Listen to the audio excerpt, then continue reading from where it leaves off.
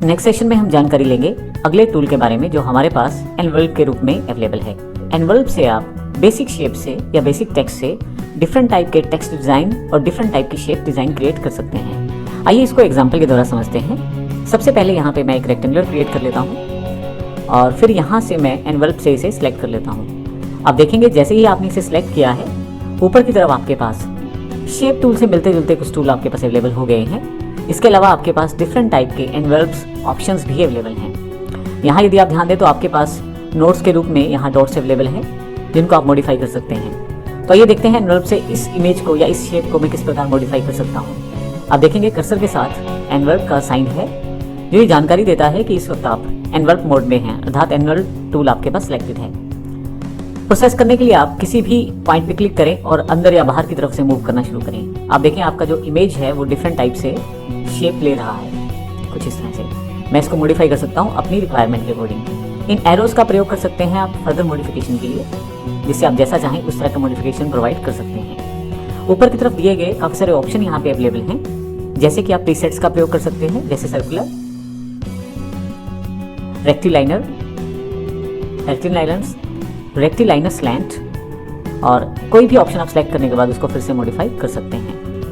Further यहाँ से किस तरह से मॉडिफिकेशन करना चाहते हैं वो सेट कर सकते हैं। सिलेक्शन मोड, आप रेक्टेंगुलर मोड में काम करना चाहते हैं, फ्री हैंड में। फ्री हैंड में जब आप काम करते हैं तो आप अपनी मर्जी के अकॉर्डिंग कहीं से भी कुछ भी मॉडिफाई कर सकते हैं। मैं इसे अभी कंट्रोल Z कर देता हूँ और वापस एक शुरुआत वाली पोजीशन में से ले आता हूँ ताकि जो चेंजेस हम करें वो हमें दिखाई देता रहे।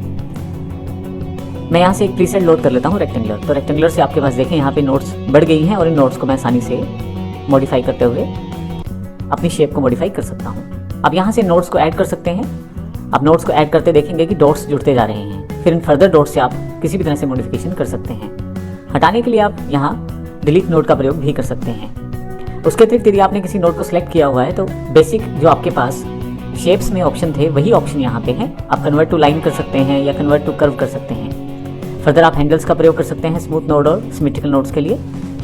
जब भी आप शेप में मॉडिफिकेशन करते हैं तो आपके पास यहाँ पे कुछ ऑप्शन और रहते हैं। हॉरिजॉन्टली मॉडिफाई करना चाहते हैं, ओरिजिनल, पुटी या वर्टिकल, जिस तरह से मॉडिफिकेशन चाहते हैं आप वो कर सकते हैं। इसमें आपके पास लाइंस रखना चाहते हैं एग्जैक्ट या नहीं।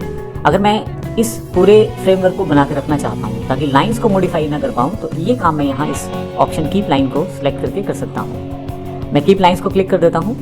अब कभी भी मैं कुछ भी मॉडिफाई करूंगा तो लाइंस इसमें बनी रहेंगी। आप देखेंगे बेसिक शेप जो है वो रहा है, बना हुआ है, और उसकी जो आउटलाइन है वो बनी हुई है प्रॉपरली। इंटरनली आप देखें शेप को मॉडिफाई कर पा रहे हैं। इसको ऑफ करने के साथ ही मैं अपनी मर्जी से शेप को मॉडिफाई कर सकता हूँ, कुछ इस तरह से। इस तरह से आप चाहें तो एक नया एनवल्प भी ऐड कर सकते हैं। मान लीजिए मेरे पास एक और रेक्टेंगुलर यहाँ पे है और मैं यहाँ से एनवल्प 2 सेलेक्ट कर लेता हूँ। अगर मैं यहाँ से नया एनवल्प बनाना चाहता हूँ तो क्रिएट एनवल्प फ्रॉम पे क्लिक करूंगा और जैसे ही जहां से मुझे पिक करना है एनवल्प उस पर क्लिक करूंगा, लगभग सेम एनवल्प मेरे पास वहां पे अवेलेबल हो जाएगा। मैं कंट्रोल Z कर देता हूं फिर से। आप यहां से इसके साथ ही कॉपी एनवल्प प्रॉपर्टीज भी कर सकते हैं। इसमें भी आपको जिस ऑब्जेक्ट पे आप प्रॉपर्टीज फिल करना चाहते हैं उसको सिलेक्ट कर लें। जैसे मेरे पास ये जो रेक्टेंगल है ये सिलेक्टेड है। अब जहां से मुझे प्रॉपर्टीज कॉपी करनी है, कॉपी एनवल्प प्रॉपर्टीज पे क्लिक करें और उस पर्टिकुलर एनवल्प पे क्लिक करें। अब देखें प्रॉपर्टीज कॉपी हो जाएंगी। इस तरह से मैं यहाँ पे फिर से वापस आ जाता हूँ। अगर आप एनवल्प इफेक्ट को खत्म करना चाहते हैं तो उसके लिए यहाँ पे क्लियर एनवल्प के नाम से ऑप्शन अवेलेबल है। मैं क्लिक करता हूँ।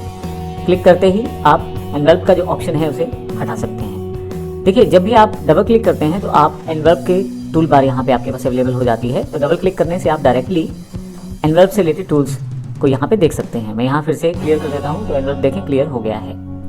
इस प्रकार आप नॉर्मल मोड में एनवल्प का प्रयोग कर पाते हैं।